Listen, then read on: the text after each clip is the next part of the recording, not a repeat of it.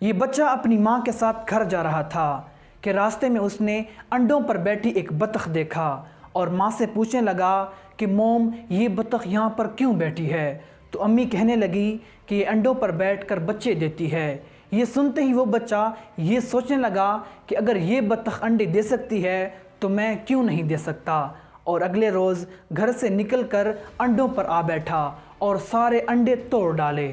اس بچے کا نام مشہور زمانہ سائنٹسٹ تھامس الوا ایڈیسن تھا، جس کی وجہ سے آج ہمارے گھر اور پوری دنیا روشن ہے۔